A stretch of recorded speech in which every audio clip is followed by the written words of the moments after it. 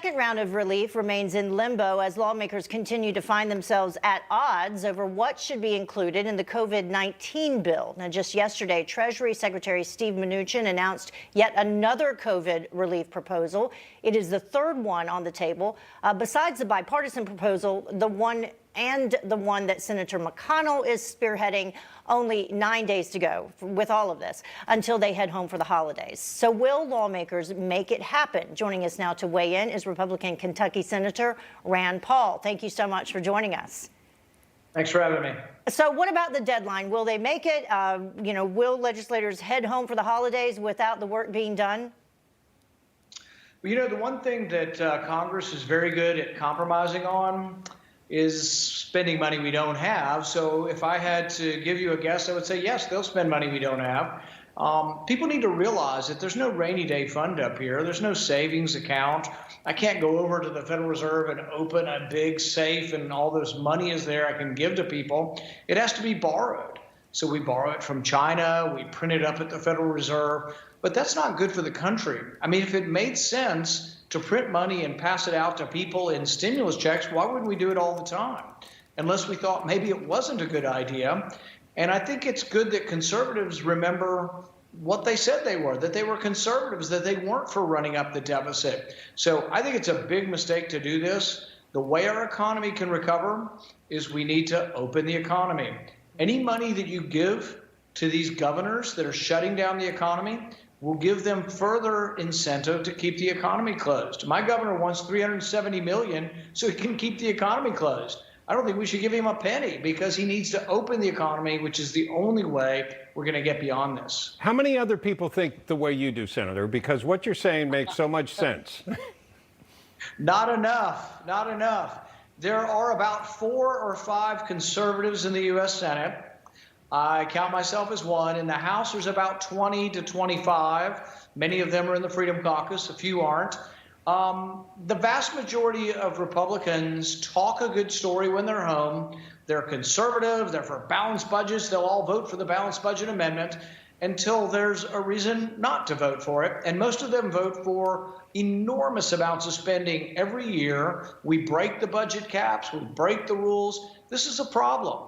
Now, on the other side, no Democrat cares about the deficit at all. They don't profess to care, and they will vote for all the spending that comes down the pike and more. The problem is Republicans give lip service to being fiscally conservative, but most of them have a rotten record about voting for more and more deficits. Something I think also that people around the kitchen table don't really understand is that when you talk about all this money being requested by some of these states, that these people aren't even seeing this money in terms of the folks who have lost their jobs because of COVID-19, because you still want to support those folks. But the question is, how do you do it to make sure that they actually benefit, correct? And that's the rub here. We have a syndrome up here. I call it the big heart, small brain syndrome. And so if you have a big heart, you say, well, we want to give unemployed workers more money. So initially we, Congress, not me, but Congress passed $600 in addition to the normal $300 or so. So what we ended up doing is having unemployment benefits of $1,000 a month. What does that mean? Or $1,000 a week, I'm sorry. So it's about $50,000 a year. So if you make $45,000 a year working and the government will pay you $50,000 not to work, what you do is you institutionalize unemployment. Right now, there's 3.5 jobs that are open in our country. If you continue unemployment benefits above the normal level, 3.5 million people will still be making more by not working than working. Even despite all of our problems, we're at 6% unemployment right now. It's better than it was during most of President Obama's 8 years in office. So let's put it in perspective. GDP grew at 11% last quarter. So really there is some good news out there. The vaccine is on the horizon, on the near horizon. There's a lot of good reasons we can get moving forward. We've discovered that young people are not good transmitters and can be back in school. We've discovered that young adults really can dine in restaurants without having a problem with surges in the community. We have to begin to live again, but we can't just give people money not to work and give businesses money not to open. It doesn't work, and it's exploding the deficit. Yeah. Let me ask you what you think of the Texas case that has gone, the Supreme Court hasn't agreed to hear it, but it's on the docket. It's supposed to file papers in the next day. What's your take on that? Do you feel like Kentucky had a clean election? I hope the Supreme Court will take it up. No, I think there's a great deal of problems in the election.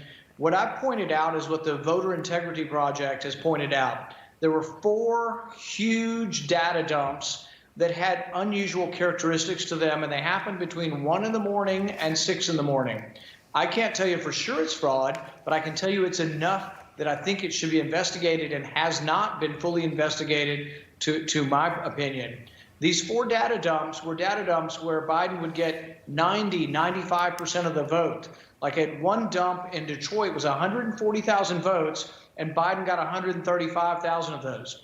There were 8,000 other data dumps throughout the evening. None of them had these characteristics of having an overwhelming percentage, a large vote margin, but a small number of total votes. That's extraordinary. And they have to explain how that happened. There are large reports of dead people voting. That certainly needs to be investigated. I don't know that the Department of Justice ever adequately looked at dead people voting.